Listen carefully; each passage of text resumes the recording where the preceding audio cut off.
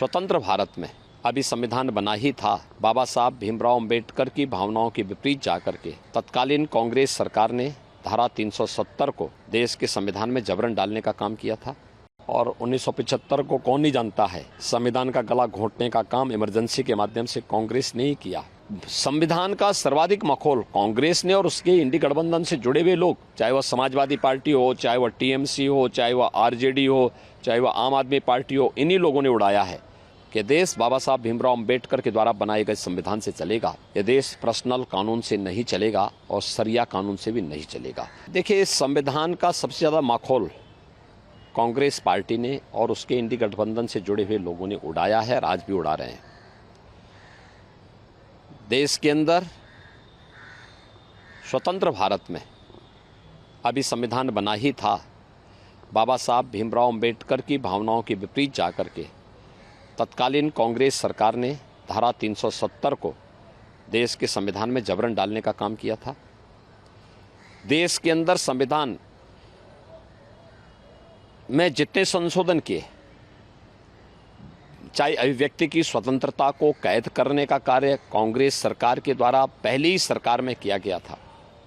और 1975 को कौन नहीं जानता है, संविधान का गला घोंटने का काम इमरजेंसी के माध्यम से कांग्रेस ने ही किया।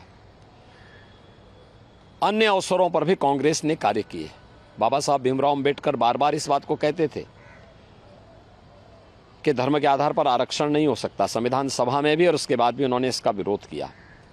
लेकिन कांग्रेस ने लगातार ये प्रयास किया कि एससी एसटी और ओबीसी को मिलने वाले आरक्षण में से सेंध लगा करके इसमें से कुछ लाभ, कुछ हिस्सा काट करके अल्पसंख्यकों को, खासतौर पर मुसलमानों को दे दिया जाए। यूपीए गवर्नमेंट के समय तत्कालीन प्रधानमंत्री डॉक्टर मनमोहन सिंह का एक बयान जग जाहिर है, जिसमें उन्होंने कहा था कि देश के संसाधनों पर पहला अधिकार मुसलमानों का है।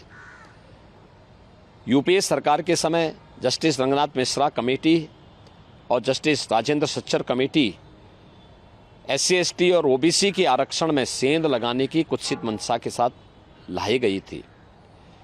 कांग्रेस की आंध्र प्रदेश की सरकार ने और कांग्रेस नेतृत्व की कर्नाटक की सरकार ने ओबीसी के आरक्षण को मुसलमानों को बांटने का बंदरबांट भी किया है वहाँ पे। तो संविधान का सर्वाधिक मखौल कांग्रेस ने और उसके इंडी गठबंधन से जुड़े हुए लोग, चाहे वह समाजवादी पार्टी हो, चाहे वह टीएमसी हो, चाहे वह आरजेडी हो, चाहे वह आम आदमी पार्टी हो, इन्हीं लोगों ने उड़ाया है।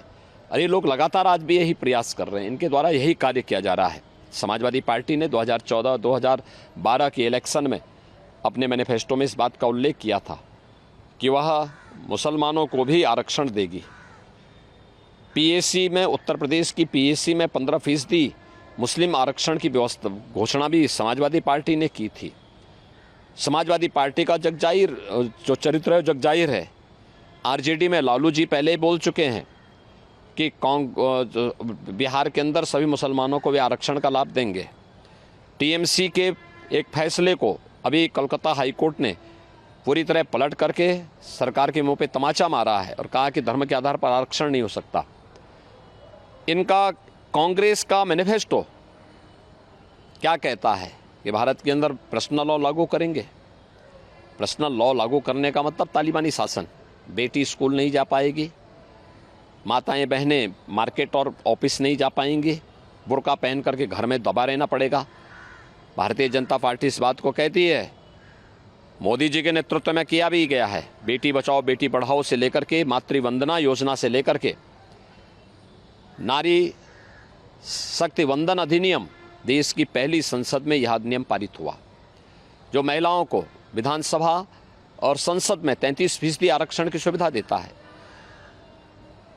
और बीजेपी की एक घोषणा है कि देश बाबा साहब भीमराव अंबेडकर के द्वारा बनाए गए संविधान से चलेगा। यह देश पर्सनल कानून से नहीं चलेगा और सरिया कानून से भी नहीं चलेगा। कांग्रेस और समाजवादी पार्टी अपनी हार को सुनिश्चित जान करके गुमराह करने का प्रयास कर रहे हैं। इनकी मंशा कभी पूरी नहीं होगी और भारत की जनता बहुत जागरूक है।